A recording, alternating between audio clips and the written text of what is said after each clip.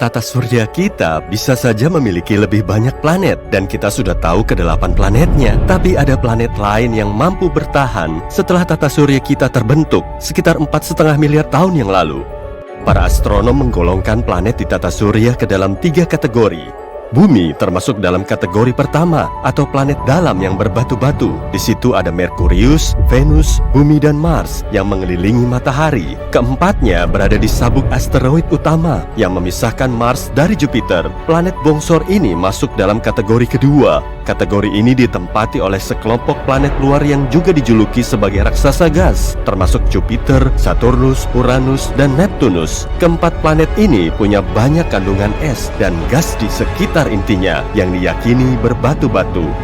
Kategori ketiga terletak di luar area planet lokal kita, lebih tepatnya di luar Neptunus. Di situ terdapat planet Katai seperti Pluto, Eris, dan Sedna, serta banyak objek luar angkasa lain yang lebih kecil seperti komet. Tapi temuan baru menunjukkan kemungkinan besar ada planet yang masih tersembunyi di kegelapan. Selain planet Katai dan objek luar angkasa kecil, mungkin memang ada planet baru.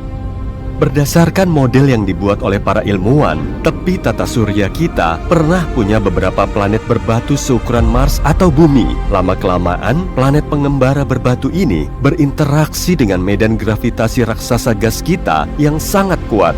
Semua planetnya kemudian terpental ke orbit yang jauh hingga keluar dari lingkungan kita. Mungkin nggak ya kalau planet seukuran Mars ini masih tetap ada di luar sana? Para ilmuwan telah bikin simulasi untuk mempelajari kemungkinannya. Menurut 50% kejadian, planet ini akan terlontar keluar angkasa saat berinteraksi dengan gravitasi raksasa gas. 50% sisanya menunjukkan planet pengembara berada di dalam orbit yang juga diikuti sejumlah objek dari sabuk Kuiper. Berarti kita cuma perlu mencarinya. Para astronom telah menemukan planet yang paling terisolasi di alam semesta. Saat itu, mereka sedang nyari bintang Katai coklat di tempat jauh atau bintang gagal yang nggak bisa memancarkan cahaya sendiri karena kurang besar. Bintang yang dilahirkan sudah punya bobot berat sehingga gaya gravitasinya juga kuat. Lalu bintang ini tertarik oleh dirinya dan suhu di dalamnya terus naik hingga akhirnya bisa memancarkan cahaya sendiri. Tapi tim tersebut malah mendeteksi planet pengembara CFDD-SIR2149. Planet ini kurang lebih berumur 50-120 juta tahun dan suhu di permukaannya setinggi 400 derajat Celcius. Kalau dibandingkan dengan suhu bintang, planet ini masih terbilang dingin. Awalnya ilmuwan mengiranya sebagai bintang Katai coklat, tapi umurnya masih sangat muda. Planet tanpa bintang ini melayang-layang di luar angkasa sejauh 130 tahun cahaya dari bumi. Galaksi Bima Sakti kita berdiameter 100.000 tahun cahaya dan termasuk cukup dekat. Planet kesepian ini termasuk raksasa gas berukuran 4-7 kali lebih besar dari Jupiter. Planet ini kemungkinan telah terlempar dari tata suryanya sendiri karena pengaruh gravitasi atau masuk ke orbit planet lain. Bisa juga karena ia telah menjauh dari bintang induknya. Di tepi tata surya kita, jauh di luar Pluto, ada objek luar angkasa seukuran Pluto, tapi sedikit lebih dingin dan jauh lebih padat. Wujudnya mungkin berupa objek besar berbatu-batu yang diselimuti mantel sedingin es. Inilah planet Katai, Eris.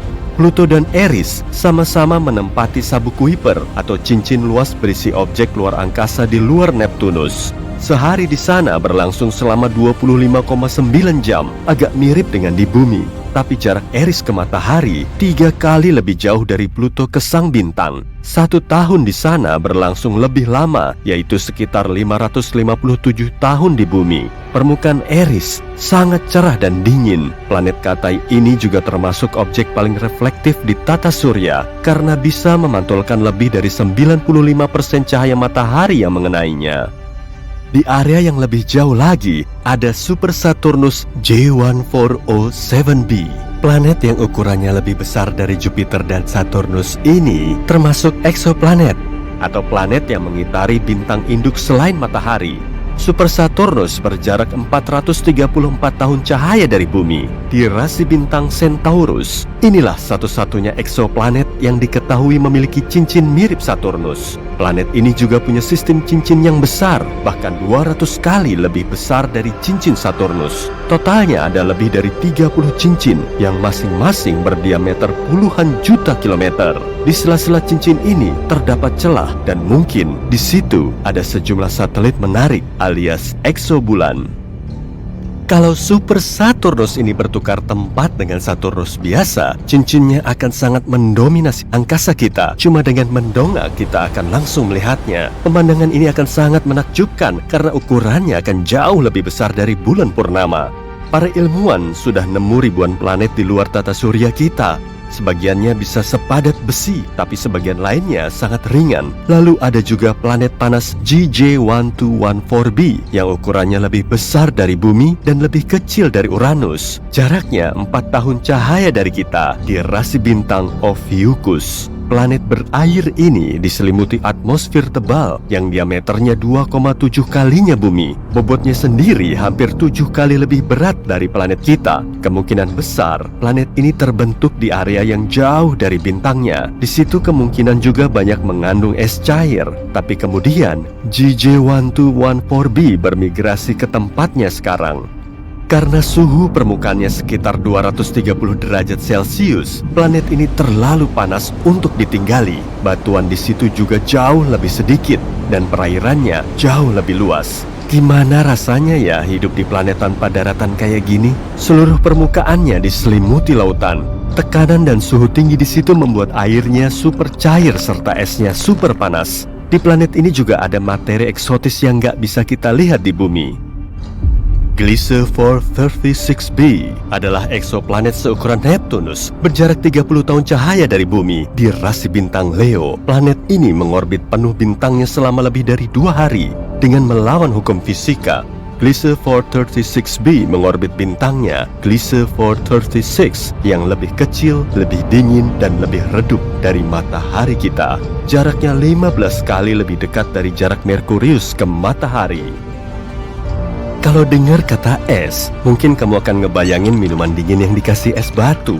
Tapi permukaan es di planet ini nggak dingin sama sekali, karena suhunya mencapai 526 derajat Celcius, jauh di atas titik leburnya. Meski begitu, esnya tetap berwujud padat dan panas. Hal ini disebabkan oleh gravitasi yang sangat kuat. Gravitasi ini menekan uap air di atmosfer menjadi es padat. Tekanan di situ nggak bisa bikin esnya mencair, meskipun suhu permukaannya super ngebul. Sekarang coba deh bayangin kamu lagi ada di planet misterius. Tiba-tiba di situ mulai turun hujan, safir, dan ruby. Eksoplanet jauh HATP7b adalah raksasa gas yang jaraknya 1000 tahun cahaya dari bumi, tepatnya di rasi bintang Cygnus. Planet ini 16 kali lebih besar dari bumi dan memiliki cuaca unik disertai badai kencang. Hujan di situ berupa ruby dan safir. Saat malam hari, atmosfernya dipenuhi korundum atau permata mineral yang terbuat dari bahan mirip safir dan ruby. Awan korundum bisa menciptakan pemandangan yang sangat cantik. Permukaan planet ini diterpa angin kencang yang sering berubah menjadi badai kuat, lalu menggerakkan banyak kumpalan awan ke seisi planet. Planet ini memang nggak bisa dihuni, tapi mungkin seru juga ya kalau ada yang datang ke sana kemudian ngambil beberapa bongkah permata. Cuacanya sangat ekstrim dan suhunya melebihi 2500 derajat Celcius. Venus aja yang menjadi planet terpanas di tata surya kita itu cuma bersuhu 475 derajat Celcius.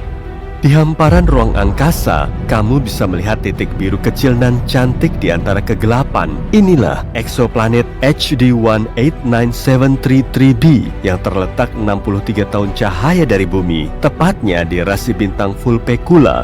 Tapi planet ini jauh lebih panas dan lebih besar dari bumi, kira-kira seukuran Jupiter.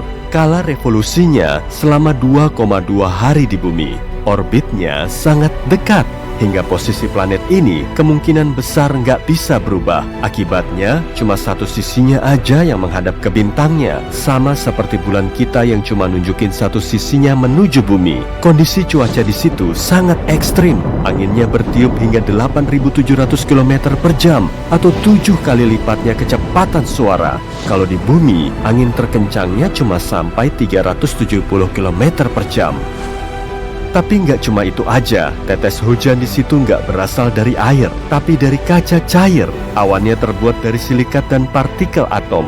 Keduanya merupakan elemen utama yang bikin planetnya berwarna biru kobalt. Jadi warnanya nggak dihasilkan dari lautan seperti bumi kita.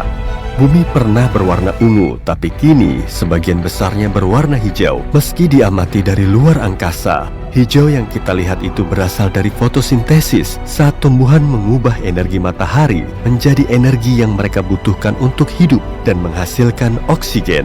Inti dari proses ini yang kemudian menghasilkan warna hijau pada tumbuhan adalah pigmen klorofil.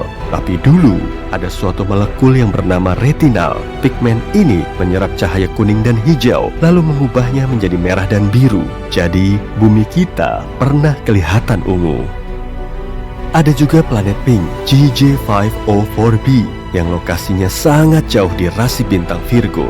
Eksoplanet berukuran 4 kali lipatnya Jupiter ini baru terbentuk sekitar 160 juta tahun lalu. Bumi kita aja udah berumur 4,5 miliar tahun. Kalau kita datang ke planet ini, kita akan bisa ngelihat dunia cantik yang bersinar dari panas formasinya. Semua yang ada di sekitarmu akan berwarna magenta. Tidak ada yang akan mendengar tangisanmu di luar angkasa. Kira-kira seperti itulah kita semua pernah mendengar ungkapan menakutkan ini. Dan itu memang benar. Sebagian besar wilayah antariksa terdiri dari kehampaan raksasa.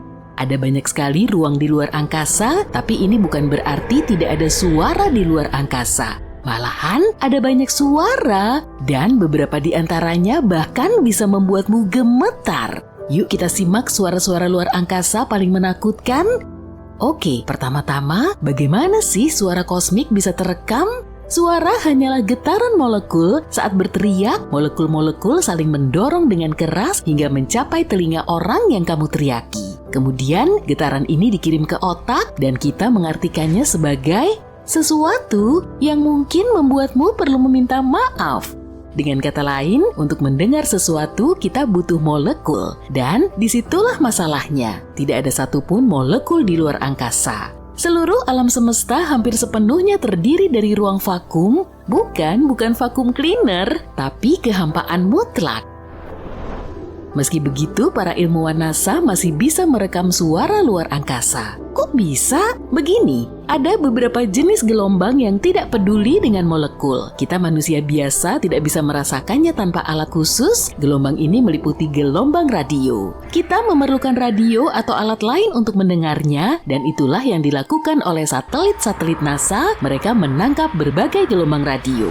Berkat bantuan satelit-satelit ini, kita bisa tahu betapa berbedanya suara benda-benda langit. Satelit-satelit ini merekam berbagai macam gelombang, fluktuasi plasma, medan magnet, dan hal-hal lainnya. Kemudian para ilmuwan NASA mengubah semua itu menjadi rekaman audio biasa. Dan beberapa di antaranya terdengar lumayan menakutkan. Kita ambil contoh medan magnet. Medan magnet mengelilingi planet kita seperti perisai tak kasat mata, melindungi kita dari segala hal buruk seperti radiasi atau angin surya. Pada saat yang sama, kita tidak bisa melihatnya, merasakannya, atau mendengarnya. Ups, untuk yang terakhir sudah tidak berlaku lagi ya. Para ilmuwan dari Technical University of Denmark mengambil gelombang magnetik yang direkam oleh satelit ESA Swarm dan mengubahnya menjadi bentuk audio dan mendapatkan hasil yang cukup menyeramkan. Jujur aja, ini lebih mirip entitas menakutkan yang menguntitmu di tengah malam. Kalau kamu ingat peta medan magnet bumi, suaranya akan terasa seperti laba-laba yang merayap di dekatmu. Duh, dan ini bukan suara aneh pertama yang berhasil direkam di bumi. Baru-baru ini kita menangkap emisi radio aneh lain dari luar angkasa. Para ilmuwan mendeteksi bahwa sinyal yang berulang-ulang itu berasal dari suatu tempat yang sangat jauh, miliaran tahun cahaya dari bumi. Ledakan radio cepat seperti itu biasanya berlangsung tidak lebih dari beberapa milidetik, tapi yang satu ini unik, ledakan ini berlangsung sekitar 3 detik. Artinya ribuan kali lebih lama dari biasanya. Dan pada saat yang sama, sinyalnya sangat presisi sampai-sampai para ilmuwan membandingkannya dengan detak jantung. Para ilmuwan percaya sinyal ini disebabkan oleh pulsar atau bintang neutron. Dulu Nikola Tesla pernah menangkap hal serupa, tapi sayangnya pada masa ini kita belum tahu tentang hal-hal seperti pulsar. Jadi Tesla yakin bahwa dia telah menerima pesan dari makhluk luar angkasa. Sayang sekali kebenarannya ternyata jauh lebih membosankan. Yuk kita beralih dari bumi ke bulan. Pada tahun 1969, para astronot misi Apollo 10, pesawat antariksa yang melakukan uji coba terakhir ke bulan, terbang melintasi permukaan bulan. Dan kemudian mereka menangkap sinyal-sinyal aneh yang berasal dari sisi gelap bulan. Sisi itu tidak pernah kita lihat karena bulan terkunci pasang surut terhadap bumi. Suara itu sangat aneh sehingga para astronot tidak yakin apakah mereka harus melaporkannya kepada NASA. Mereka takut tidak akan ditanggapi serius dan bahkan mungkin tidak diizinkan untuk ikut dalam misi luar angkasa berikutnya. Seperti inilah suaranya. Tapi menurut NASA, itu sama sekali bukan musik luar angkasa yang menyeramkan. Itu mungkin hanya gelombang radio yang saling mempengaruhi satu sama lain karena jaraknya yang berdekatan. Tapi para astronot yang pertama mendengarnya mungkin merasa sedikit ngeri. Kita lanjut ke planet lain. 40 tahun lalu, para ilmuwan secara aktif menjelajahi permukaan Venus. Mereka mengirim sebanyak 10 wahana tanpa awak ke sana yang diharapkan bisa menangkap rekaman audio dan video dari permukaannya. Sekarang kita tahu seperti apa suara Venus yang dapat dengan mudah menghancurkan kita jika kita mendekatinya. Mengerikan! Dan itu bukan hal yang mengejutkan dari planet paling berbahaya di tata surya ini. Sayangnya, Venus bahkan lebih toksik daripada rata-rata pengguna Twitter. Jadi wahana ini tidak bertahan lama. Wahana-wahana itu tiba dengan heroik di planet ini dan langsung rusak. Berikutnya adalah Jupiter. Raksasa luar angkasa yang 11 kali lebih besar dari bumi ini selalu berhasil menakuti kita. Salah satu wahana tanpa awak milik NASA, Juno, terbang mengelilingi Jupiter setiap beberapa minggu sekali. Wahana ini bergerak dengan kecepatan yang luar biasa, yaitu sekitar 209.000 km per jam. Suatu ketika, Juno menangkap salah satu sinyal tak kasat mata terkuat yang pernah ditemuinya. Ini adalah titik di mana angin surya yang dahsyat bertabrakan dengan medan magnet Jupiter. Suara itu terdengar seperti dentuman kosmik. Suara aslinya berdurasi 2 jam, tapi diringkas menjadi beberapa detik. Suara itu terdengar mirip deburan ombak yang menghantam batu karang. Tapi ngerinya, Jupiter sampai kehilangan salah satu bulan kecilnya, yaitu Ganymede. Pada tahun 2021, wahana antariksa Galileo terbang melewati Ganymede dan selama penerbangannya, Galileo mendapat rekaman yang agak aneh. Suara itu adalah radiasi satelit dan tidak jelas apakah suara itu terdengar seperti hari yang cerah dan nyaman di hutan atau ribuan kelelawar yang menunggumu di malam hari. Berikutnya adalah Saturnus. Sinyal ini ditangkap oleh stasiun antar planet otomatis Cassini-Huygens yang diluncurkan ke luar angkasa pada tahun 1997. Ketika terbang melewati Saturnus, Cassini merekam suara yang cukup menakutkan. Jeritan ribuan jiwa yang menakutkan ini sebenarnya hanyalah gelombang radio. Gelombang ini tidak jauh berbeda dengan yang dipancarkan aurora di bumi. Sesaat kemudian Cassini menerima rekaman lain, yaitu suara petir dan badai petir di Saturnus. Suaranya cukup menarik. Lebih mirip letupan popcorn atau suara mesin pencacah Geiger kan? Tapi ini dikarenakan sambaran petir ini memiliki frekuensi yang sangat tinggi. Beralih dari tata surya ke ruang antar bintang, Voyager 1 yang terkenal diluncurkan pada tahun 1977 dan terus mengirim data kepada kita bahkan 40 tahun setelah peluncurannya. Pada tahun 2012, Voyager 1 meninggalkan tata surya dan memasuki ruang antar bintang.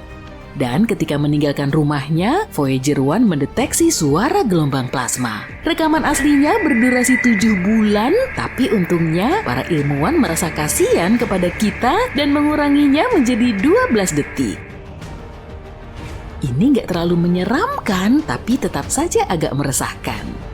Meskipun sepertinya tidak ada yang bisa mengalahkan kengerian Saturnus, mari kita akhiri bahasan ini dengan salah satu objek paling menakutkan di alam semesta, yaitu lubang hitam. Suara ini direkam oleh teleskop antariksa Chandra saat mempelajari gugusan galaksi di rasi bintang Perseus. Ilmuwan menemukan sesuatu yang aneh. Ada gerakan bergelombang yang muncul dari pusat gugusan. Gerakan itu menyebar ke segala arah.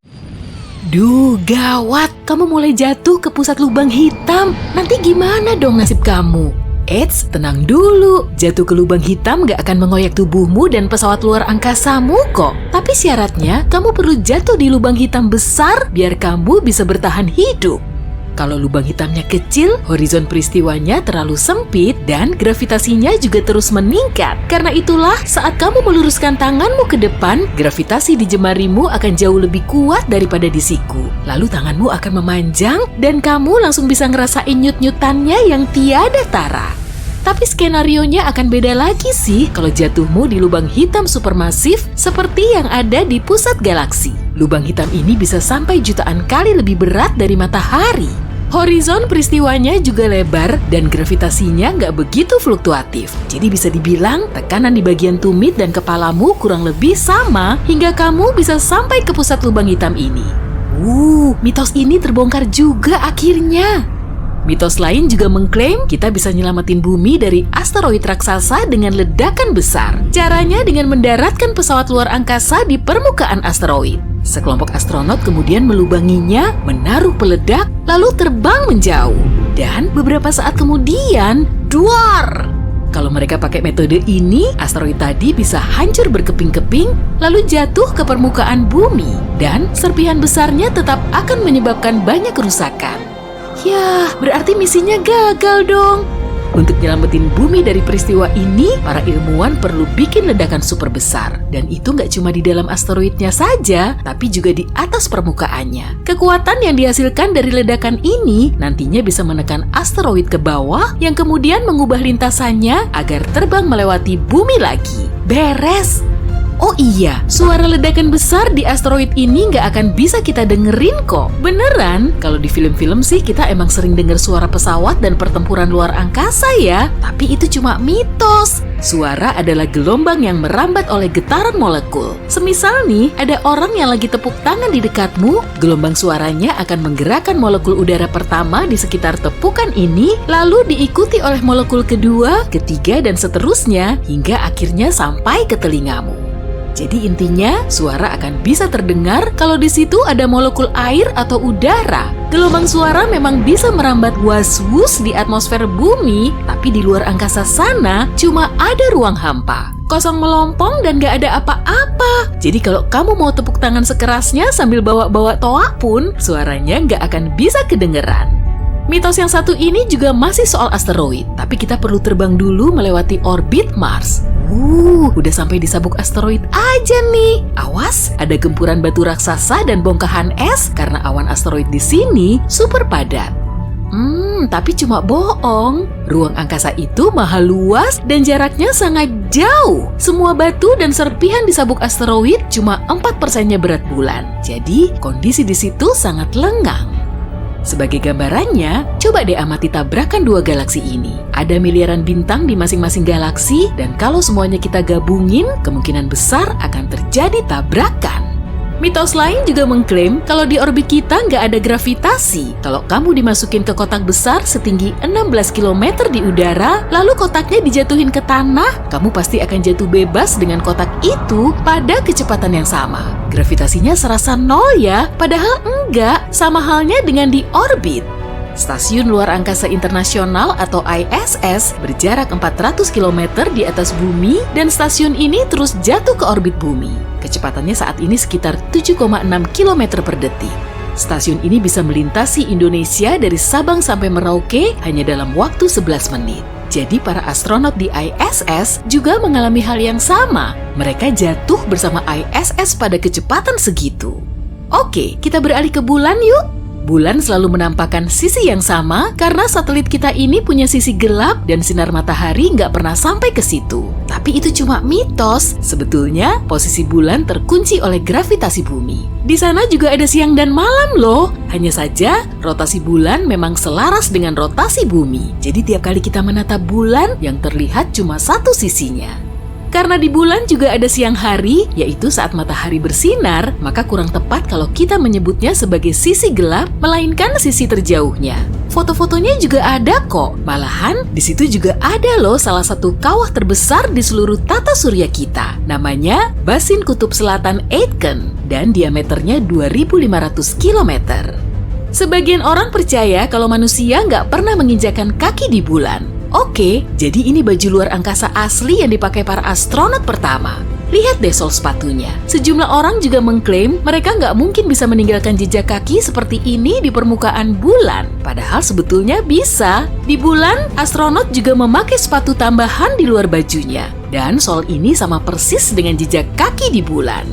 Para astronot cuma membiarkannya sebelum mereka meninggalkan bulan, mereka juga meninggalkan banyak barang lain. Bahkan juga melepas sandaran kursi untuk mengurangi beban, dan sampai saat ini, sampah yang ada di bulan kurang lebih seberat 187 ton. Termasuk rover bulan, puing pesawat luar angkasa, peluncur roket, dan probe bulan. Beratnya ini kurang lebih setara dengan 3 pesawat Boeing 737. Mitos berikutnya, musim. Di negara 4 musim, musim panas datang karena bumi berada pada jarak terdekatnya dengan matahari. Matahari lebih menghangatkan planet kita dan kita semua harus ngadem. Tapi nggak gitu juga. Oke, kita gambar sumbu bumi dulu yuk. Posisinya agak miring di salah satu sisinya, dan saat musim dingin, posisi sumbu bumi agak menjauhi matahari. Tapi lama-kelamaan, sumbu ini juga akan miring ke arah matahari yang bikin sinarnya semakin hangat. Jarak bumi dengan matahari memang nggak tetap, alasannya karena orbit bumi nggak berbentuk lingkaran sempurna, tapi lonjong atau elips. Jarak rata-ratanya sekitar 150 juta kilometer, tapi bisa juga 5 juta kilometer lebih jauh atau lebih dekat, tergantung posisi bumi di orbitnya. Mitos lain soal matahari juga mengklaim kalau warnanya kuning. Untuk mencari tahu jawabannya, kita perlu terbang ke luar angkasa lagi. Oke? Nah, coba lihat keluar jendela. Ternyata berwarna putih. Matahari kelihatan kuning di mata kita karena pengaruh filter atmosfer. Komposisi udara dan ketebalannya telah membiaskan cahaya sang bintang. Meski begitu, warna bintang memang beragam. Bintang yang lebih dingin berwarna jingga atau merah cerah, dan biasanya umurnya sudah sangat tua, lebih tua dari matahari. Tapi bintang muda yang masih sangat panas punya warna biru cerah. Nah, kalau matahari kita di tengah-tengahnya. Kamu pasti juga pernah dengar kan kalau astronot melepas baju luar angkasanya, tubuh mereka akan koyak seperti balon yang meletus. Sebetulnya sih tubuh kita bisa berfungsi dengan baik dalam tekanan atmosfer, tapi di ruang angkasa cuma ada ruang hampa. Kita analogikan aja ruang angkasa ini seperti tong logam besar ya, lalu kita sedot semua udara di dalamnya. Setelah itu, turunin suhunya sampai minus 270 derajat Celcius. Begitulah kira-kira. Kalau kamu masuk ke dalamnya, semua kantong udara di tubuhmu seperti paru-paru akan mulai mengembang. Dan kamu cuma akan meletus seperti balon kalau jaringan tubuhmu nggak elastis. Padahal jaringanmu bisa mengembang dan menyusut agar ukuran tubuhmu tetap sama. Oksigen di tubuhmu cuma akan cukup untuk bertahan selama 20 detik, lalu otakmu mulai nggak berfungsi dan kamu langsung pingsan. Jadi kamu nggak akan meletus ataupun membeku saat berada di ruang hampa. Area seperti ini nggak menghantarkan panas, kita lihat contohnya pada air. Karena air termasuk penghantar panas yang sangat baik, suhu dinginnya juga bisa langsung kita rasakan. Tapi yang lebih nyaman justru kalau suhu udara di sekitar kita juga sama. Kalau kamu berada di ruang hampa di luar angkasa sana, suhu super rendahnya nggak akan jadi masalah. Yang lebih parah justru radiasi matahari. Kalau di bumi sih kita punya perisainya dalam bentuk atmosfer, lapisan ini menghalangi masuknya sinar yang mengancam kita. Tapi kalau di luar angkasa, nggak ada pelindungnya. Mitos yang satu ini soal ponsel. Sebagian orang ngiranya kalau mereka mau nelpon seseorang, ponsel mereka akan mengirim sinyal ke luar angkasa. Lalu, dari sekian banyak satelit di luar sana, akan ada yang ngambil sinyal untuk dipantulkan seperti cermin menuju nomor tujuan. Nggak gitu juga. Telepon satelit di dunia memang punya mekanisme seperti itu, tapi saat penggunanya melakukan panggilan, sinyalnya akan dipancarkan melalui sejumlah sistem menara hingga sampai ke ponsel milik orang yang ditelepon. Nah, saatnya meregangkan kakimu dan berjalan-jalan di taman. Matahari bersinar dan kamu menikmati cuaca serta kehidupanmu. Saat itulah kamu melihat awan vertikal yang membesar dengan cepat. Awalnya berwarna putih terang, mendekat dengan sangat cepat, berubah menjadi padat dan gelap. Langit menjadi gelap, terpaan angin menghembus topimu sehingga terlepas dari kepala. Lalu rambutmu mulai berdiri. Itu pertanda kamu harus berlari menyelamatkan diri, kamu nyaris disambar petir.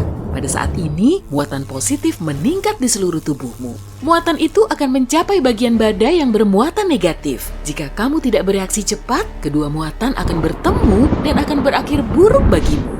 Jika tidak ada tempat bersembunyi, jongkok dan buatlah dirimu lebih kecil dari benda-benda di sekitar.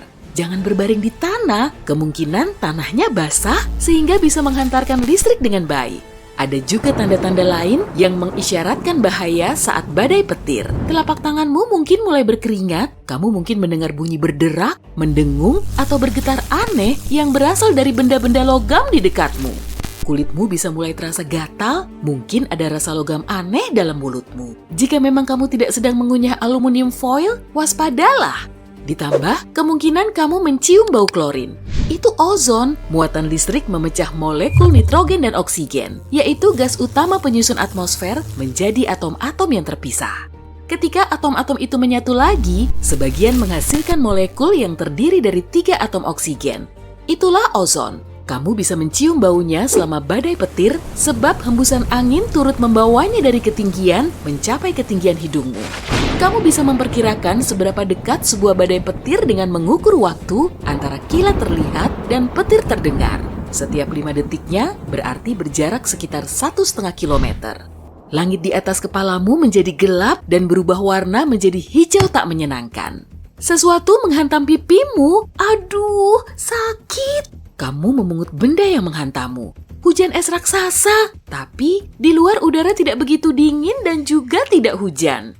Kamu sadar sekelilingmu terasa sangat diam, sangat tenang. Rasanya tidak ada angin. Ini membuatmu berpikir tentang suasana tenang sebelum badai.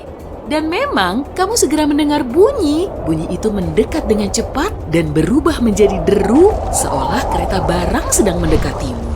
Hanya saja itu bukan kereta, itu adalah tornado.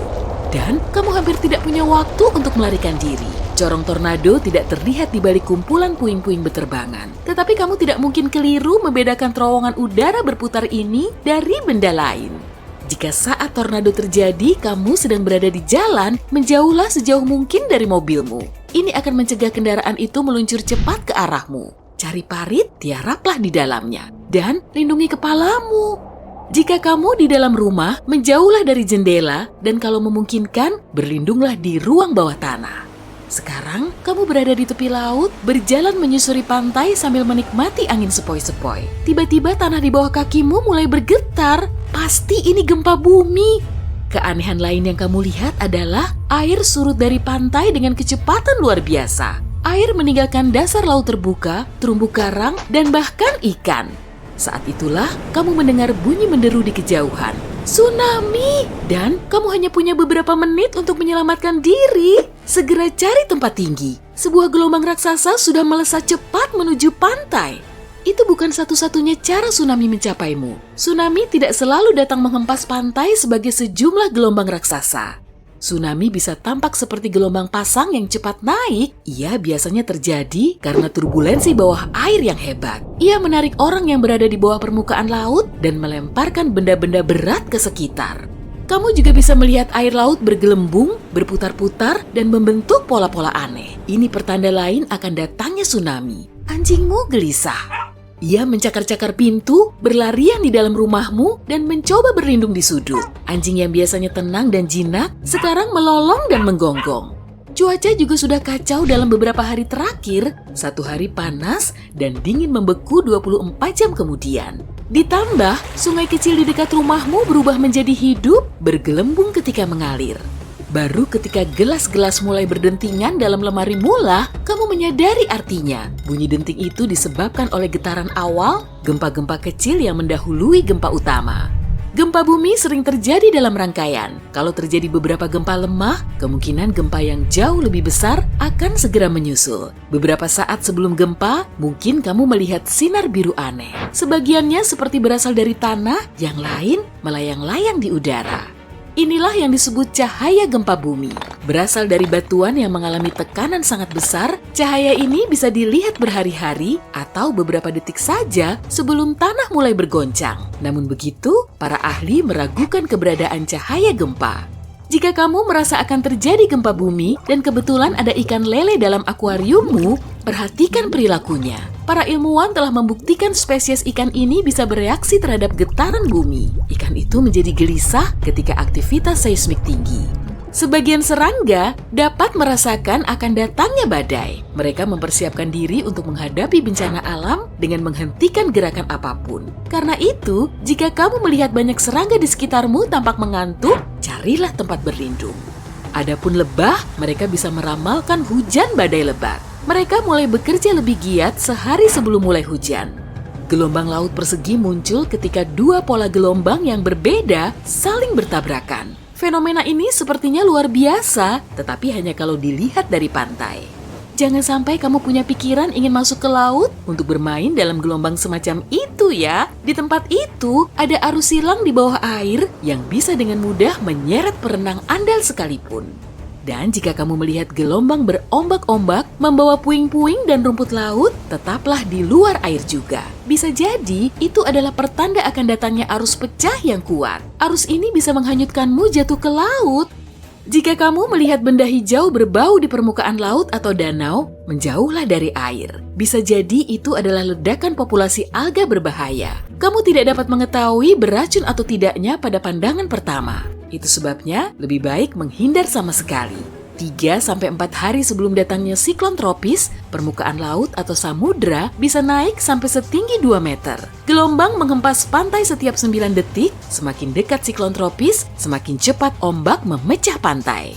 Ketinggian laut juga bisa meningkat lagi sampai 5 meter. Langit bertabur awan-awan lembut tipis, sekitar 36 jam sebelum siklon tropis mencapai pantai, tekanan atmosfer mulai turun. Setelah itu, angin bertiup lebih kencang. Awan tipis seperti rambut muncul di langit. 18 jam sebelum siklon tropis sampai di pantai, langit terbuka dan mulai turun hujan. Air hujan seringnya membanjiri area yang letaknya rendah sampai ketinggian 4,5 meter. 12 jam menjelang siklon tropis, angin kencang mulai membawa puing-puing yang lepas. 6 jam sebelum datangnya, kecepatan angin sudah mencapai 145 km per jam. Ini cukup kuat untuk mematahkan, bahkan mencabut pepohonan, menerbangkan puing-puing besar di sekitar, dan membalikan mobil. Omong-omong, misalkan kamu sedang berlayar dan beberapa hiu mengitari perahumu. Awasi mereka. Jika ikan-ikan predator itu tiba-tiba meninggalkanmu sendiri dan pergi menuju ke perairan dalam, itu bisa berarti siklon tropis sedang mendekat. Kembalilah ke darat secepat mungkin dan peringatkan orang lain. Jika selama hujan deras kamu mendengar bunyi menderu, mungkin itu banjir bandang yang sedang bergerak ke arahmu. Jika saat itu kamu berada di dekat sungai, mungkin akan terlihat puing-puing hanyut terbawa aliran air. Warna air bisa berubah menjadi keruh serta gelap. Tanda-tanda ini seharusnya menyalakan bel peringatan dalam otakmu. Jika nalurimu benar, kamu tidak boleh buang-buang waktu lagi. Cobalah menjauh dari tempat itu secepat mungkin. Banjir bandang seringnya mematikan. Jika kamu sedang berada di alam liar, perhatikan air di anak sungai dan sungai. Jika airnya berkurang atau bertambah dengan cepat, bisa jadi ini adalah tanda akan terjadinya tanah longsor. Dan kalau kamu melihat airnya berubah menjadi lumpur, jangan tunggu bukti lebih banyak. Segeralah menyingkir dari tempat itu. Hey para penyangga mitos, hari ini kita akan menyanggah beberapa mitos ruang angkasa klasik. Naiklah ke pesawat pulang-alik berikutnya dan mari kita bahas dongeng-dongeng ini. Bayangkan, kamu melayang di luar angkasa, menyeruput secangkir coklat panas yang lezat. Saat pikiran aneh muncul di kepalamu, bisa nggak sih kamu berteriak di luar angkasa? Dan kalau bisa, apa ada yang akan mendengar teriakan itu?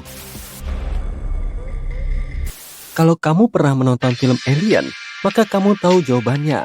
Kamu tidak bisa mendengar suara di luar angkasa. Bukan berarti suara tidak ada. Cuman kamu nggak bisa dengar aja. Tidak ada orang lain yang lebih baik untuk mengklarifikasi mitos ini daripada Chris Hadfield. Dia telah melakukan beberapa kali perjalanan luar angkasa selama hidupnya sebagai astronot.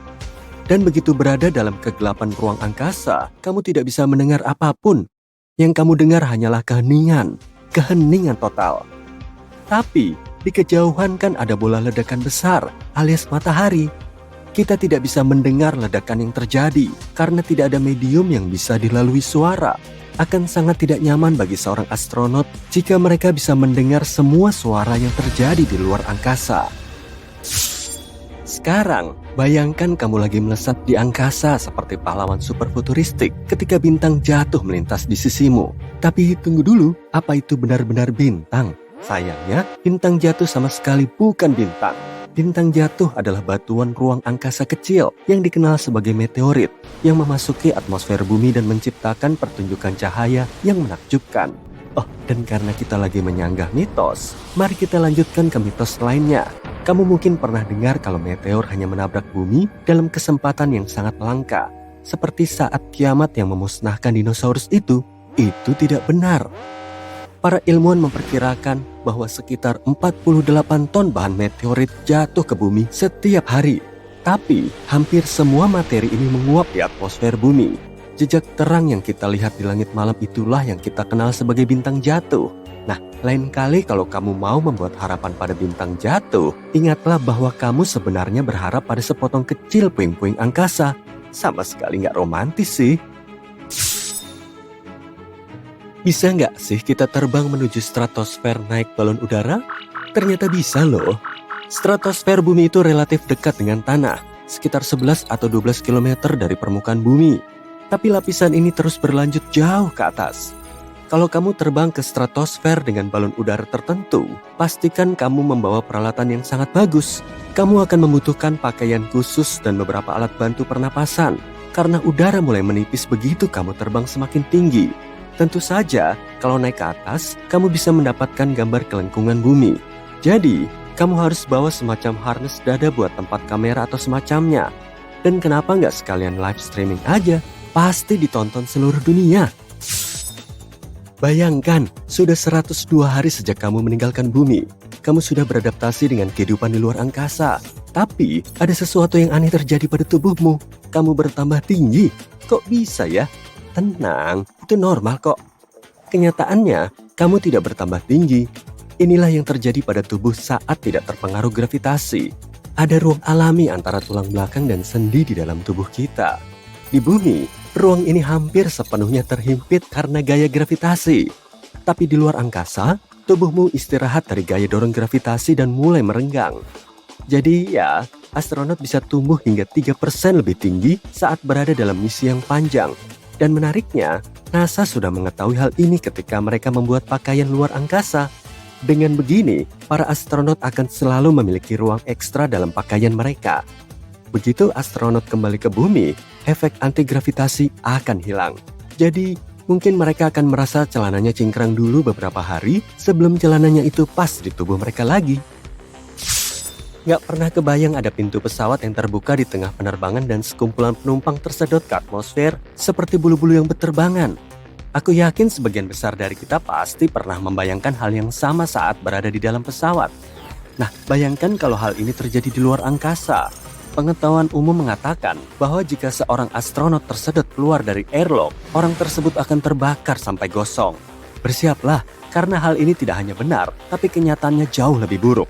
Menurut astronot Chris Hadfield, inilah yang akan terjadi. Bagian tubuhmu yang terkena bayangan matahari akan mengalami suhu minus 250 derajat Celcius. Sementara bagian tubuhmu yang terkena sinar matahari langsung akan terbakar pada suhu sekitar 250 derajat Celcius. Paru-parumu akan kolaps dan darahmu akan mulai mendidih kayak air. Jadi, kamu akan terbakar, membeku, kehilangan kemampuan untuk bernapas, dan mendidih. Astaga! Berapa kali kamu pernah dengar kalau astronot harus berolahraga setiap detik setiap hari? Kalau nggak mereka akan pingsan? Ini mitos. Ingat kan kita udah bahas tentang gravitasi tadi? Karena tidak adanya gravitasi di luar angkasa, tubuh kita tidak perlu melakukan pekerjaan berat. Tubuh kita tidak perlu menopang berat kepala kita. Dan kita tidak perlu berusaha untuk menggerakkan kaki karena pada dasarnya, di luar angkasa, kita tidak berjalan. Sekarang, bayangkan hidup seperti itu selama 6 bulan, atau bahkan setahun. Otot-ototmu bisa berubah jadi jeli. Itulah sebabnya para astronot berolahraga. Mereka akan mengikat tubuh mereka dan berlari di atas treadmill. Atau mereka akan melakukan angkat beban di mesin khusus. Dengan cara ini, otot-otot mereka tidak akan terlalu merasakan kurangnya gravitasi. Tapi mereka harus tetap terhidrasi. Tahu nggak, kalau aku jadi astronot, aku bakal nanya ke NASA, boleh nggak ya aku bawa termos air keluar angkasa? Kamu mungkin pernah dengar kalau bau ruang angkasa itu kayak steak gosong atau saus barbecue. Meski terdengar tidak masuk akal, mitos ini lebih banyak benarnya daripada salahnya. Astronot jelas tidak bisa mencium bau ruang angkasa saat mereka berada di sana karena mereka tidak bisa melepas helm. Mereka biasanya mencium baunya setelah kendaraan luar angkasa merapat dan mereka membuka palka. Rupanya, yang menyebabkan bau ini adalah adanya hidrokarbon yang melayang-layang di ruang angkasa. Siapa yang sangka ya? Hei orang-orang pintar, izinkan aku bertanya. Apakah kamu beneran mikir kalau astronot terbang dengan kecepatan cahaya, mereka tidak akan menua sedetik pun? Aku tahu kamu bakal nggak setuju. Mari kita luruskan beberapa hal. Pertama-tama, kita belum mampu mengoperasikan kendaraan dengan kecepatan cahaya. Ini akan membutuhkan energi yang sangat besar dan kita belum punya teknologi untuk melakukan itu. Kedua, meski kita berhasil mengirim manusia dengan pesawat ruang angkasa yang melaju secepat kecepatan cahaya, orang tersebut akan tetap menua. Mereka akan menua dengan cara yang berbeda dari orang-orang yang tetap tinggal di bumi. Itu faktanya. Tapi mereka tetap akan menua. Apa kalian benar-benar berpikir bahwa ada yang namanya keabadian? Hah, enggak. Kalau kamu pernah menonton Avatar pertama, maka kamu pasti ingat bahwa manusia hanya bisa sampai ke Pandora karena mereka melakukan perjalanan dalam cryosleep. Dengan kata lain, mereka membekukan tubuh mereka, menaruhnya di tempat tidur cryosleep dan melakukan perjalanan selama bertahun-tahun tanpa menua. Ya, kedengarannya luar biasa ya. Tapi kita masih belum punya teknologi untuk melakukan itu. Tubuh kita sebagian besar terdiri dari air, bukan? Dan saat kamu membekukan air, air akan mengembang. Itulah sebabnya kamu tidak boleh menyimpan soda kalengan di dalam kulkas. Saat ini, kalau kita membekukan tubuh seseorang, air di dalamnya akan mengembang. Itu akan membahayakan jaringan dan organ tubuh. Jadi, kita tidak bisa melakukan cryosleep. Wah, langitnya cantik banget. Sepanjang sejarah, manusia telah mencari-cari kehidupan antar bintang dan planet di dekat bumi. Tapi rupanya, ruang angkasa juga punya mata. Peradaban nun jauh di sana kemungkinan sedang mengawasi bumi. Dan kita memang nggak tahu pasti kebenarannya sih. Tapi menurut klaim para saintis, minimal ada 29 planet jauh yang penghuninya sedang mengawasi kita. Ada pengagummu juga tuh. Senyum yang manis dong. Sejauh ini telah teridentifikasi 1715-an sistem bintang tetangga di galaksi Bima Sakti dan penghuninya bisa mendeteksi bumi dengan teleskop konvensional. Semua bintang ini berada di galaksi kita, jadi kalau peradabannya bisa mengarahkan teleskop ke matahari, mereka akan menangkap titik kecil yang melintas di antara matahari dan si pengamat. Metode ini dinamakan sebagai transit.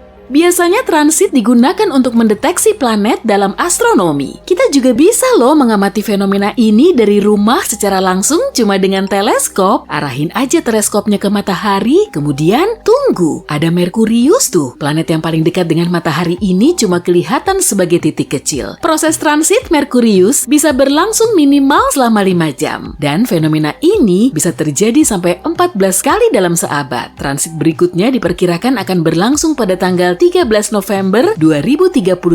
Catat di kalendermu ya, biar kamu nggak ketinggalan. Kita juga bisa melihat Venus, planet kedua dari matahari. Tapi karena jaraknya lebih jauh dari Merkurius, transitnya juga lebih jarang. Terakhir, planet ini teramati pada tahun 2004 dan 2012. Transit berikutnya diperkirakan akan terjadi pada tahun 2117 dan 2125. Wah, masih lama banget ya.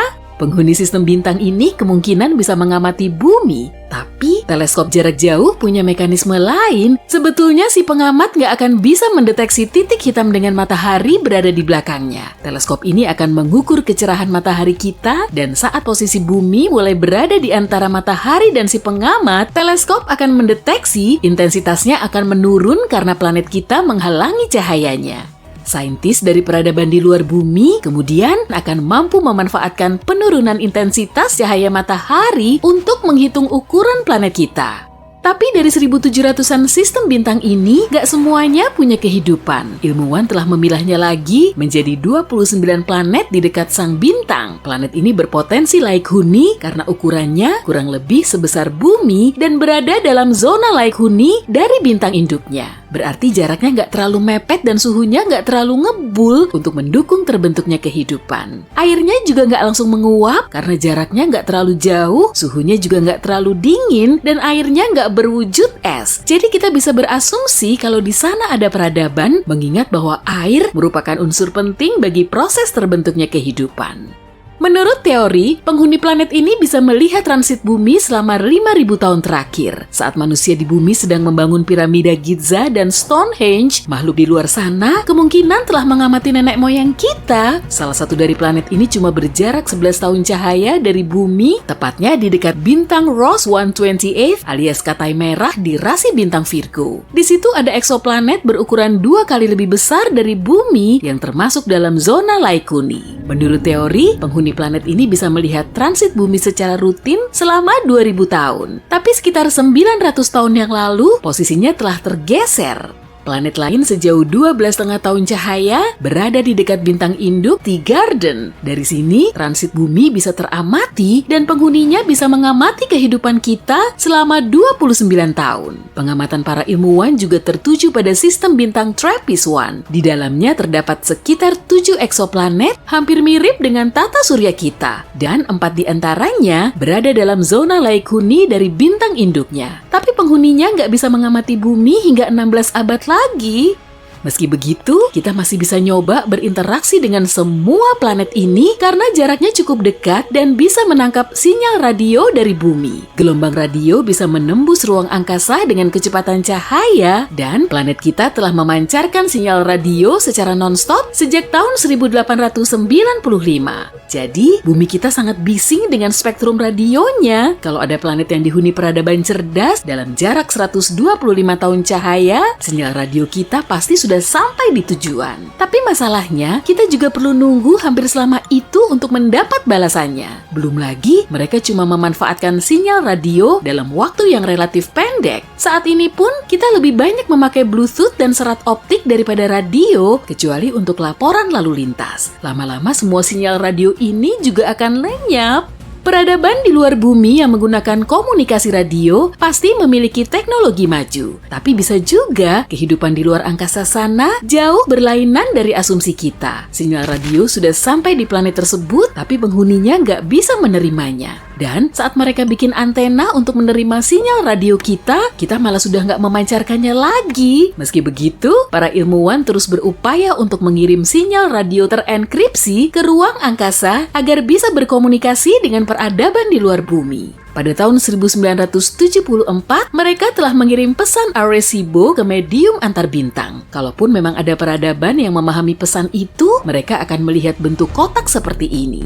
Di dalamnya terdapat semua informasi tentang manusia. Yang teratas berisi sistem nomor kita, lalu ada nomor atom, kemudian DNA kita, beserta gambar untainya di bagian bawah. Yang ini gambar manusia, di bawahnya ada gambar tata surya kita. Dan posisi bumi, planet ketiga di tata surya kita, nggak sejajar dengan planet lain. Dengan begini mereka akan tahu kalau pesan ini berasal dari bumi. Di bawahnya terdapat diagram teleskop radio Arecibo. Sebagai alternatif, pesan ke planet nun jauh di sana bisa dikirim melalui surat biasa yang diangkut dengan probe luar angkasa. Metode ini juga sudah dilakukan. Voyager 1 dan Voyager 2 diluncurkan pada tahun 1977 dan masih beroperasi sampai sekarang. Pada tahun 2012, Voyager 1 menjadi objek buatan manusia pertama yang berhasil sampai di medium antar bintang. Voyager 1 terbang ke bintang jauh sambil membawa pesan yang terekam dalam piringan emas. Piringan ini berisi salam dalam 55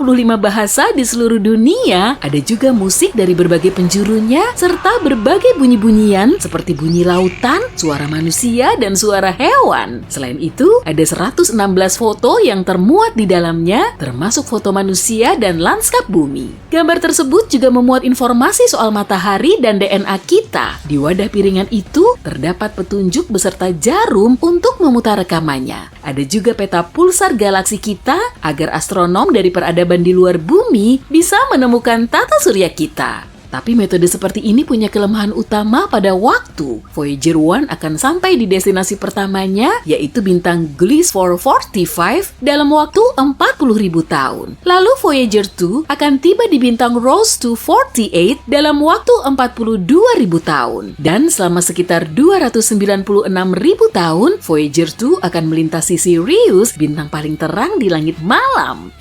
Lama banget.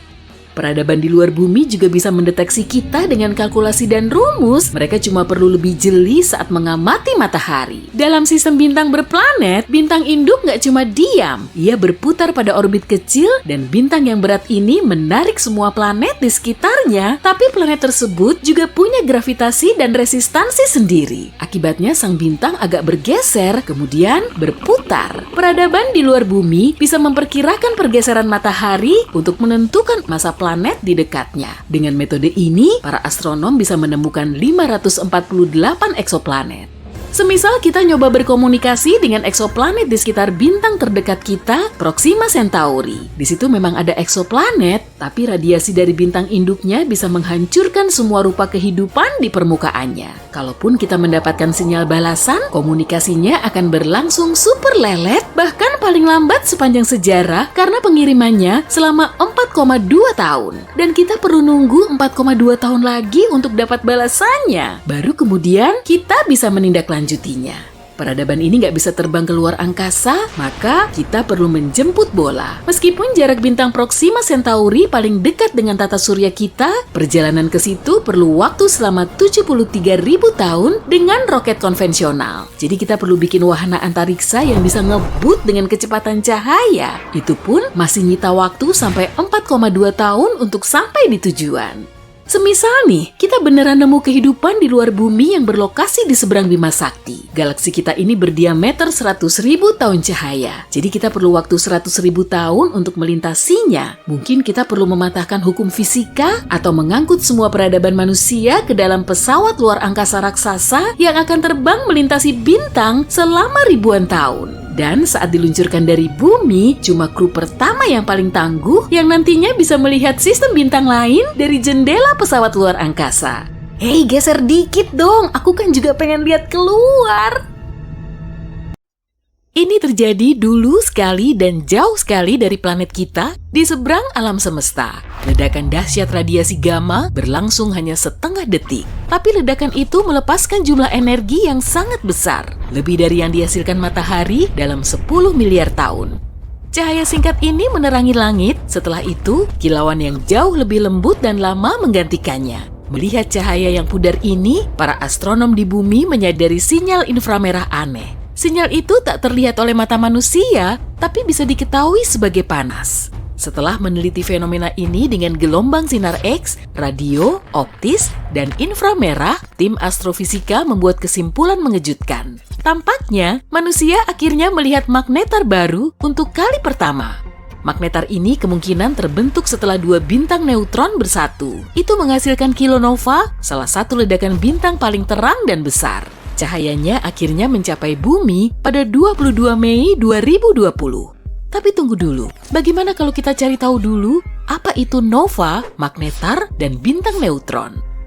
Bayangkan bintang besar yang setidaknya 5 kali massa matahari mencapai akhir riwayatnya. Itu mungkin karena ia kehabisan bahan bakar nuklirnya.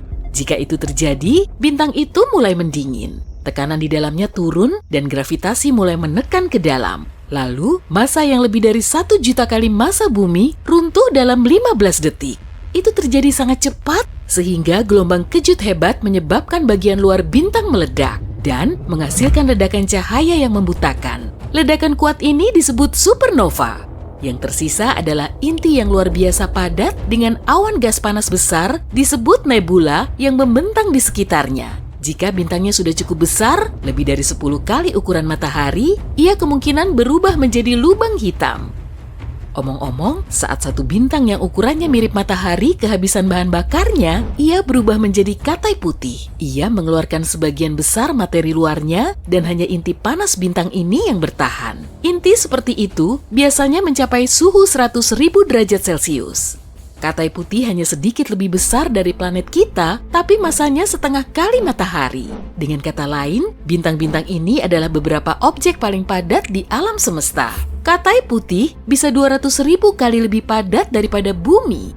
Katai putih biasanya butuh lebih dari 1 miliar tahun untuk mendingin. Pada kondisi tertentu, bintang seperti itu bisa meletus. Dan peristiwa ini disebut nova. Ini jauh lebih redup daripada supernova atau bahkan kilonova yang terjadi saat dua bintang neutron atau bintang neutron dan lubang hitam saling menyatu. Omong-omong, kembali ke supernova. Jika satu bintang ukurannya besar tapi tidak cukup masif untuk menjadi lubang hitam, ia akan menjadi bintang-bintang neutron. Pada dasarnya, itu adalah nukleus raksasa bagian inti atom. Bintang-bintang ini sebagian besar terbentuk dari neutron dan jarang lebih besar dari 32 km.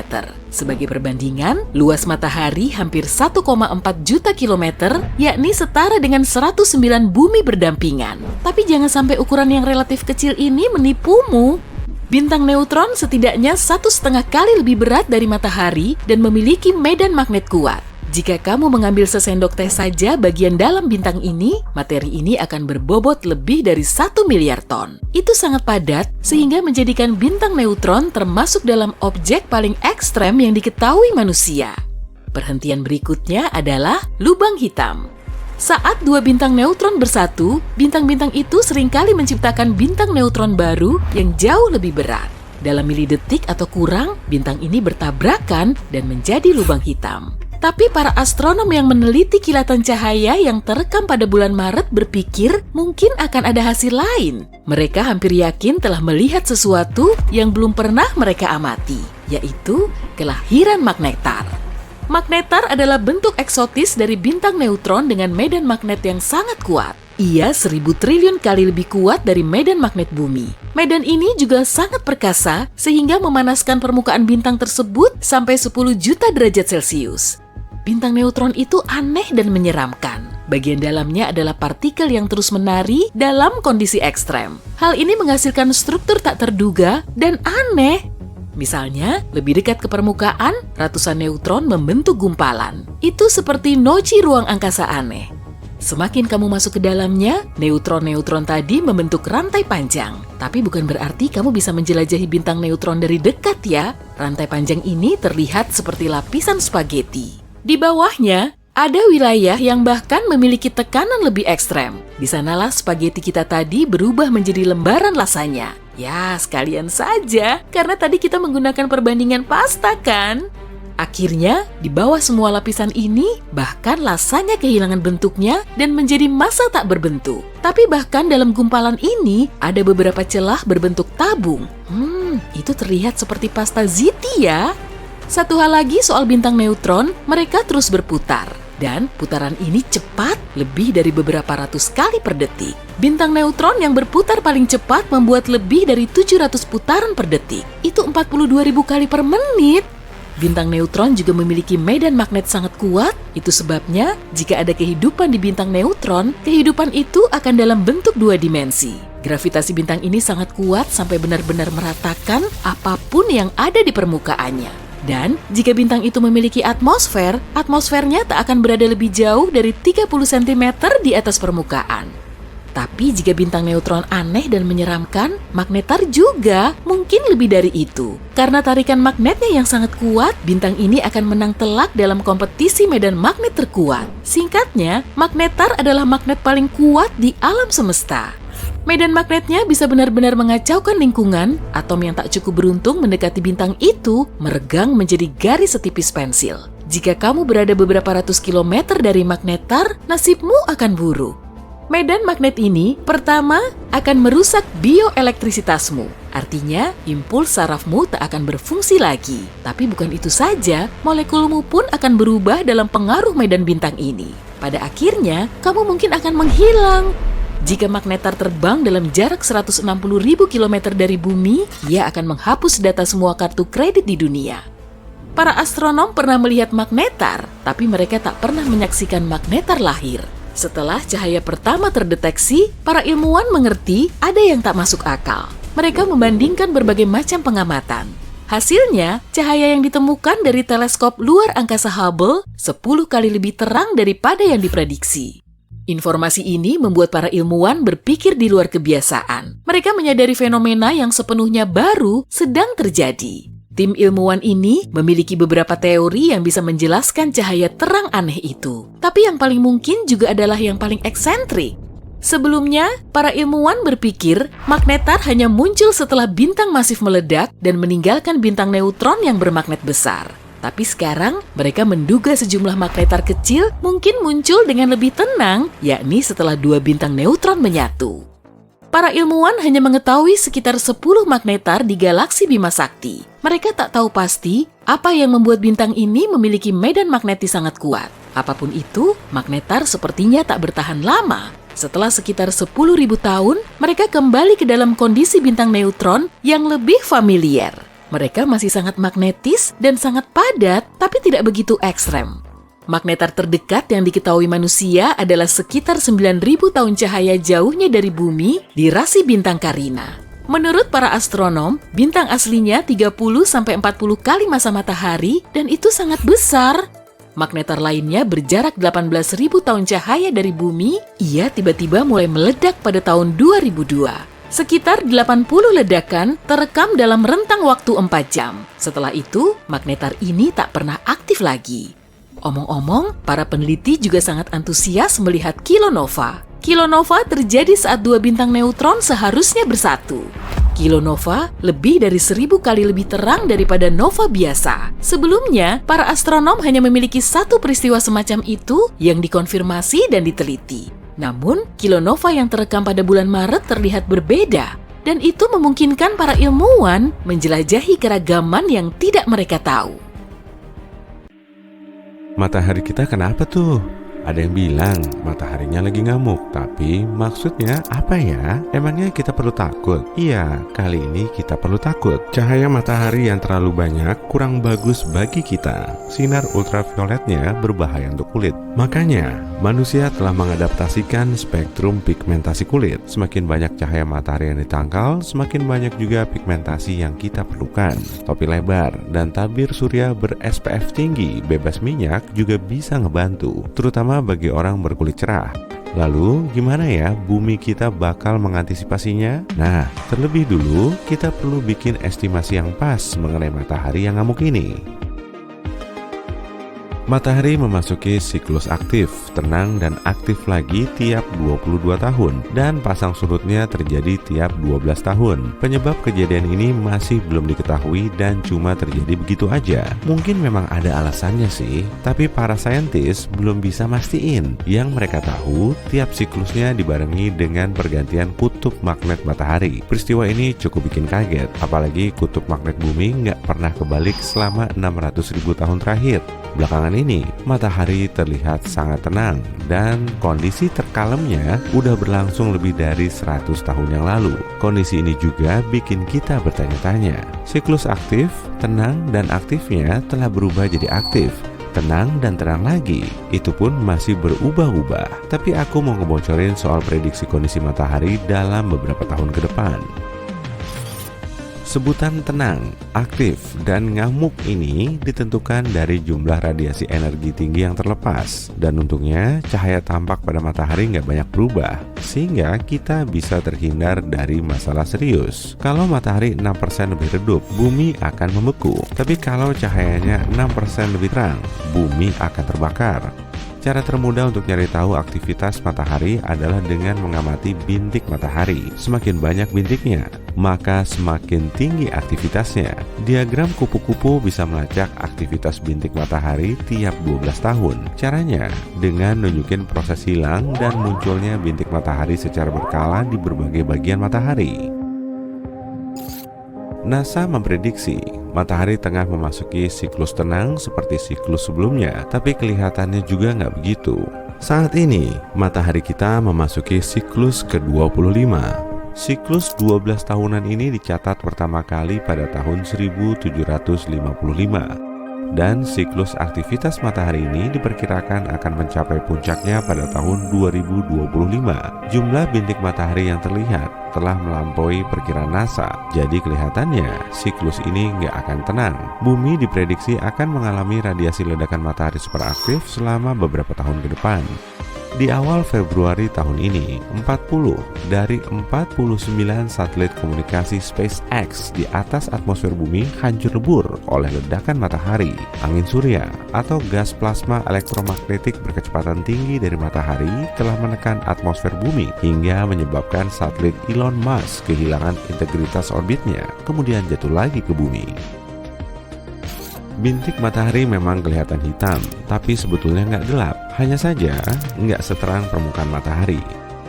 Untuk lebih jelasnya, kamu bisa nyalain bohlam 25 watt di dekat bohlam 100 watt. Bohlam yang 25 watt kelihatan gelap kan? Begitupun dengan bintik matahari. Objek ini selalu muncul berpasangan karena pengaruh badai magnetik di dalam gas plasma. Satu bintiknya bermuatan magnet positif dan satunya lagi negatif. Jarak di antara kedua bintik bisa berkali-kali lipatnya bumi, dan disinilah arus listrik mengalirkan busur api yang berasal dari gas terionisasi. Suar matahari juga nggak kalah penting. Ledakan elektromagnetik kuat ini punya keterkaitan dengan bintik matahari. Saat gas plasma matahari yang super panas itu terus berpilin, garis medan magnet pada bintik matahari juga ikut berpilin. Lalu, setelah garis ini patah, ledakan kuat akan melepaskan radiasi sinar X dan sinar gamma dalam kecepatan cahaya. Gas kasat mata juga ikut terlepas. Suar matahari punya sistem klasifikasi berdasarkan kekuatannya. Yang paling berbahaya adalah suar matahari kelas X. Jenis suar ini bisa mematikan radio di seluruh dunia, serta membahayakan satelit, para astronot, dan penumpang pesawat di ketinggian. Suar matahari kelas M menghasilkan aurora cantik di kedua kutub bumi. Sedangkan suar matahari kelas C nggak menimbulkan efek berarti, tapi suar matahari nggak termasuk ledakan paling besar di permukaan matahari.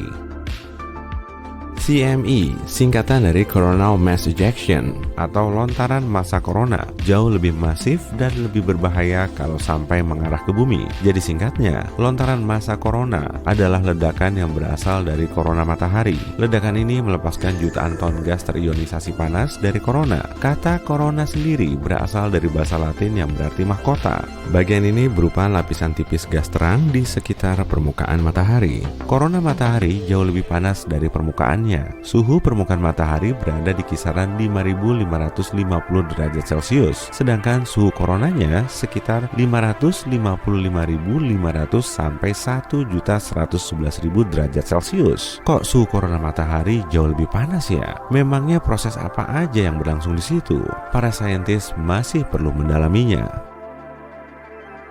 Teori terbaru menyatakan panas corona disebabkan oleh gelombang bunyi dan reaksi nuklir matahari bisa menghasilkan banyak bunyi.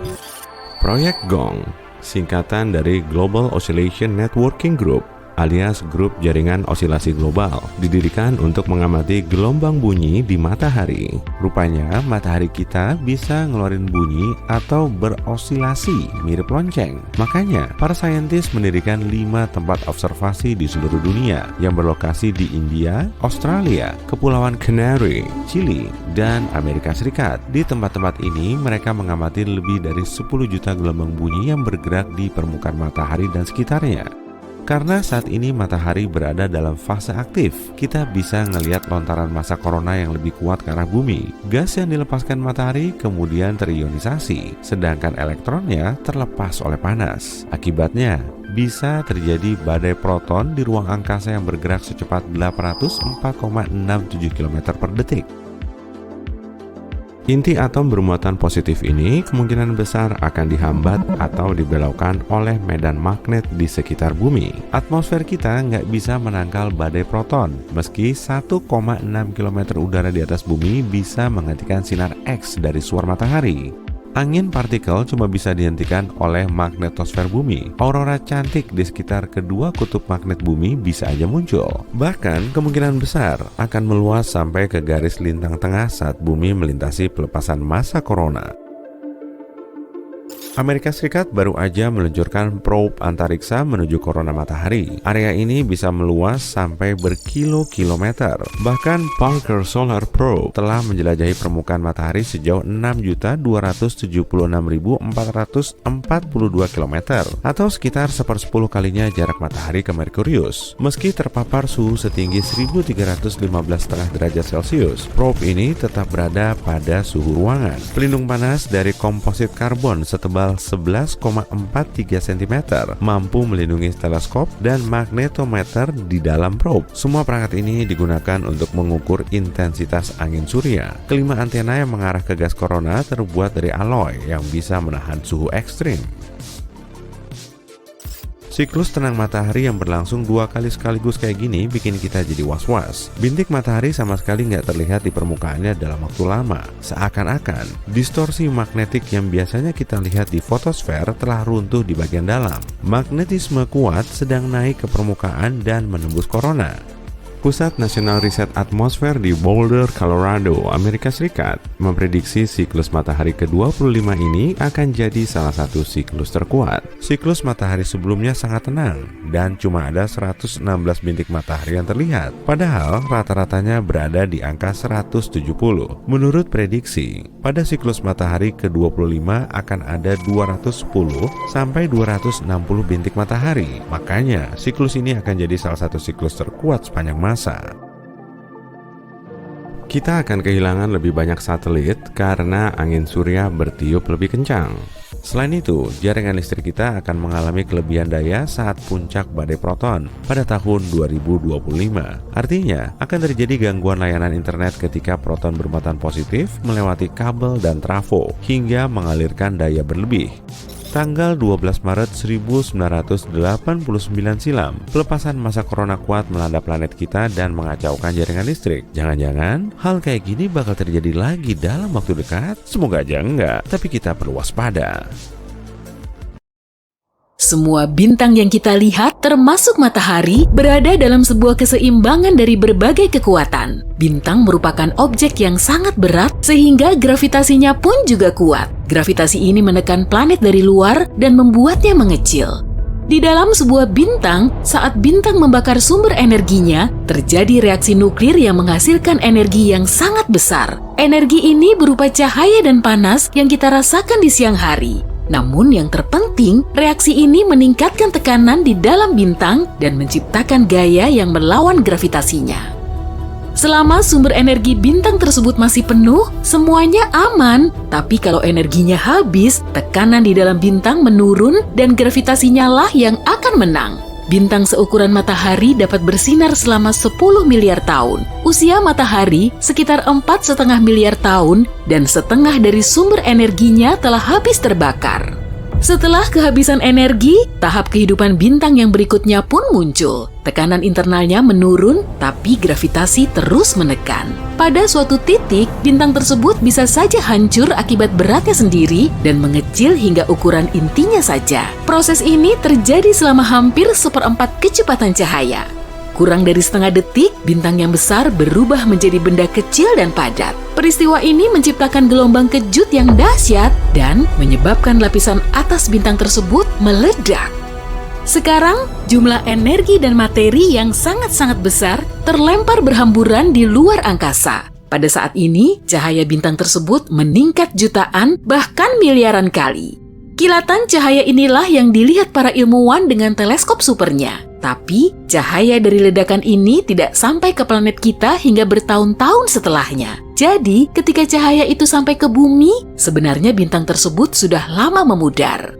Pada titik ini, bisa terjadi beberapa kemungkinan, tergantung pada ukuran bintangnya. Jika masanya kecil, seperti massa matahari kita, maka selama beberapa bulan, kilatan cahayanya akan menjadi semakin terang dan terang hingga mencapai puncaknya.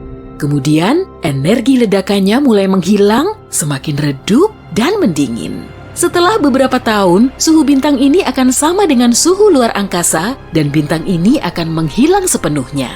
Tapi, semakin berat bintangnya, semakin menarik kejadiannya. Bintang yang berat membakar energinya terlalu cepat dan punya umur yang lebih pendek. Bintang yang beratnya 8 kali masa matahari dapat hancur menjadi objek aneh yang jarang ditemukan di alam semesta.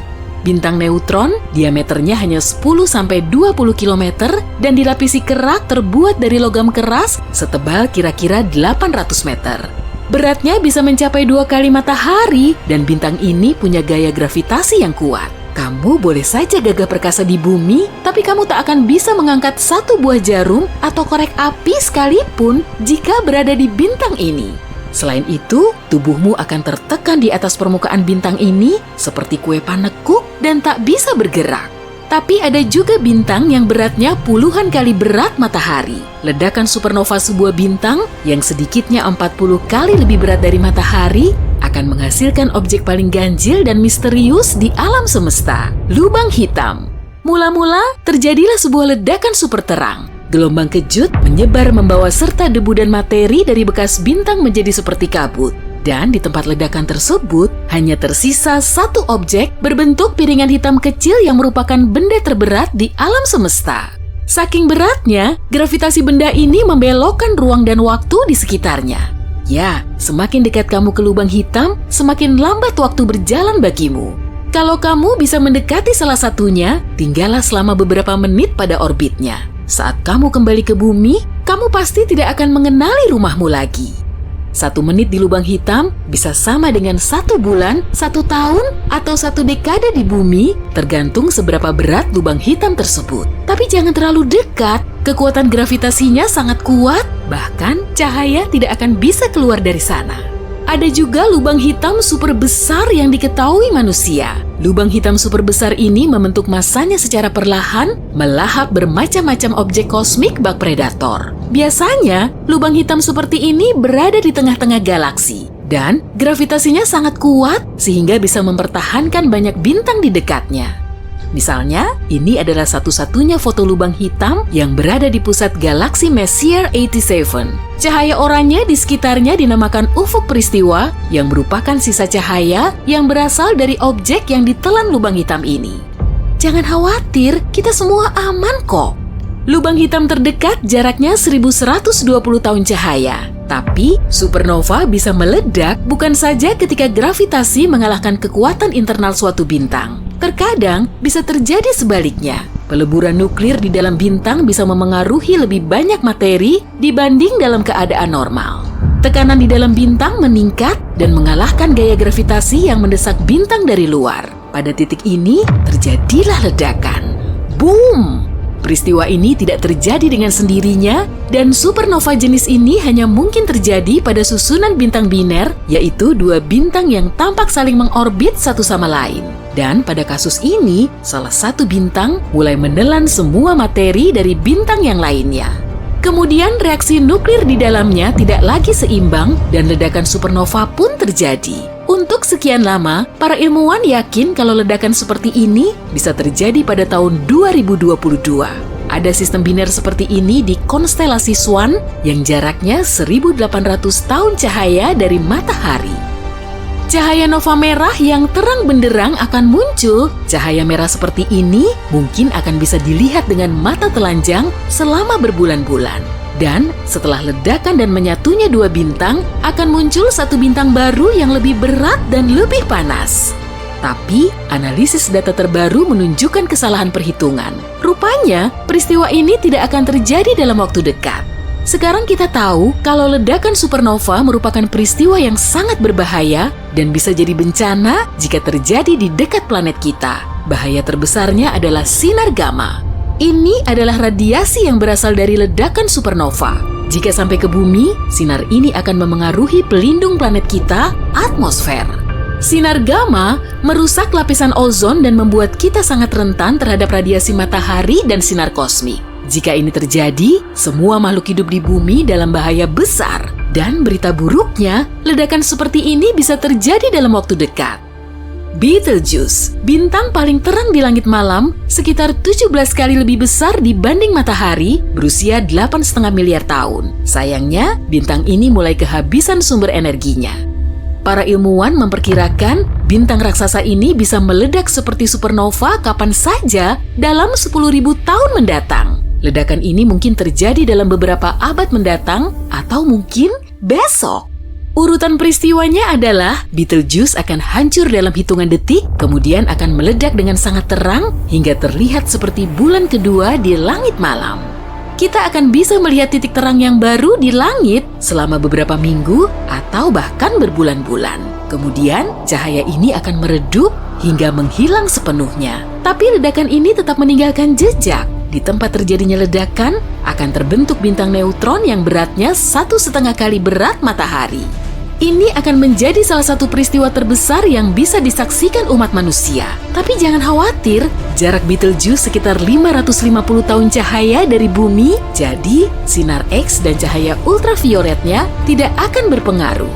Bahaya yang jauh lebih besar justru terletak pada lontaran material yang terjadi akibat ledakan supernova. Tapi, tak ada yang perlu dikhawatirkan juga, gelombang kejutnya tidak akan mencapai bumi hingga 6 juta tahun setelahnya, dan akan habis oleh angin surya. Jadi, kalau kita melihat Betelgeuse meledak hari ini, pasti akan jadi pemandangan yang luar biasa. Tapi, jika kita melihatnya hari ini, bintangnya sudah tidak ada lagi. Karena itu artinya, ledakan ini terjadi hampir 6 abad sebelumnya. Hanya saja, cahaya ledakannya yang baru bisa dilihat. Sebagian ilmuwan meyakini, kalau peristiwa punahnya Ordovician Silurian yang terjadi hampir 1,5 miliar tahun lalu disebabkan oleh ledakan bintang. Akibatnya, hampir 60% vertebrata laut punah.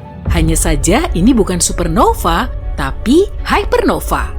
Inilah yang disebut para ilmuwan sebagai ledakan bintang yang 100 sampai 150 kali lebih besar dari matahari. Selain beratnya yang luar biasa, bintang tersebut berputar sangat cepat. Objek seperti ini sangatlah langka. Di galaksi kita, ada beberapa objek seperti ini dan para ilmuwan yakin kalau hypernova terjadi kira-kira sekali dalam 200 juta tahun.